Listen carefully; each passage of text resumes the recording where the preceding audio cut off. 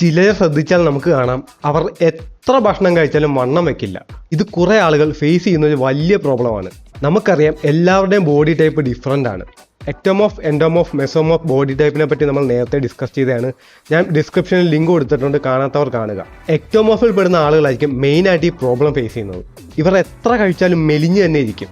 ഇതിന് കാരണം നമ്മൾ സയൻറ്റിഫിക്കായിട്ട് നോക്കിയാൽ ഇവരുടെ ബേസൽ മെറ്റബോളിക് റേറ്റ് വളരെ കൂടുതലാണ്. എന്ന് വെച്ചാൽ ഇവരുടെ ശരീരത്തിൽ നമ്മൾ കഴിക്കുന്ന ഫുഡ് അല്ലെങ്കിൽ കലോറീസിനെ ഫാസ്റ്റായിട്ട് ബേൺ ചെയ്യും. ഇതൊരിക്കലും ഇവരുടെ ഹെൽത്ത് ഇഷ്യൂ അല്ല, ഇത് ഇവരുടെ ജെനറ്റിക്സ് മാത്രമാണ്. എന്നാൽ ഡയറ്റിലും ജീവിത രീതിയിലും കുറേയൊക്കെ മാറ്റം വരുത്തിയാൽ മെലിഞ്ഞിരിക്കുന്ന ഒരു വ്യക്തിക്ക് സൈസ് ഗെയിൻ ചെയ്യാൻ പറ്റും. അതിലെ നമ്പർ 1 സൊല്യൂഷനാണ് കലോറി സർപ്ലസ്. കലോറി ഡെഫിസിറ്റിനെ പറ്റി ഞാനൊരു വീഡിയോ ചെയ്തിട്ടുണ്ട്, അതിൻ്റെ ലിങ്ക് ഞാൻ ഡിസ്ക്രിപ്ഷനിൽ ഇട്ടിട്ടുണ്ട്. കലോറി സർപ്ലസ് എന്ന് വെച്ചാൽ സിമ്പിളാണ്, നമ്മുടെ മെയിൻ്റെനൻസ് കലോറിയേക്കാളും കൂടുതൽ ഭക്ഷണം കഴിക്കുക. മെയിൻ്റെനൻസ് കലോറി കണ്ടുപിടിക്കാനായിട്ടുള്ള ലിങ്ക് ഞാൻ ഡിസ്ക്രിപ്ഷനിൽ കൊടുത്തിട്ടുണ്ട്. ആ സൈറ്റിൽ കയറി നിങ്ങളുടെ ഡീറ്റെയിൽസ് ടൈപ്പ് ചെയ്ത് കൊടുത്താൽ നിങ്ങൾക്ക് ഈസി ആയിട്ട് നിങ്ങളുടെ മെയിൻ്റെനൻസ് കലോറി കണ്ടുപിടിക്കാവുന്നതാണ്.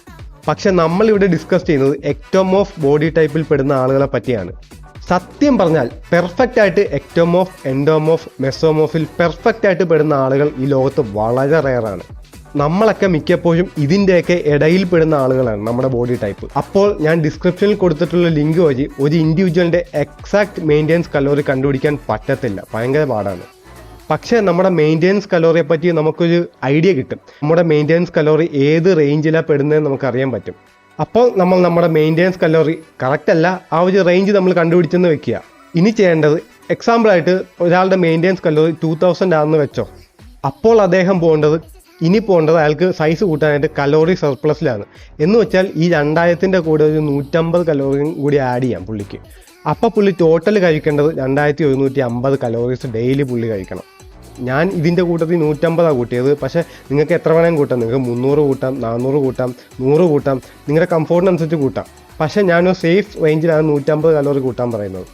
ഇങ്ങനെ ഒരു 3 വീക്സ് നമ്മളിത് കഴിച്ചിട്ട്, ഈ മെയിൻ്റെനൻസ് കലോറി കഴിച്ചിട്ട് നമ്മുടെ വെയിറ്റ് കൂടിയില്ലെങ്കിൽ നമുക്കറിയാം നമ്മുടെ മെയിൻ്റെനൻസ് കലോറി അതല്ല, നമ്മൾ മെക്ടോമോർഫാണ്, നമ്മുടെ മെയിൻ്റെനൻസ് കലോറി അതല്ല നമുക്ക് മനസ്സിലാവും. അങ്ങനെ വരുമ്പോൾ ഇതിൻ്റെ കൂട്ടത്തിൽ ഒരു 150 കലോറിയും കൂടി വീണ്ടും കൂട്ടുക, അപ്പം 2300. അങ്ങനെ നിങ്ങൾക്ക് തന്നെ കാണാം ഒരു സ്റ്റേജിൽ നിങ്ങളുടെ വെയിറ്റ് കൂടുന്നത്.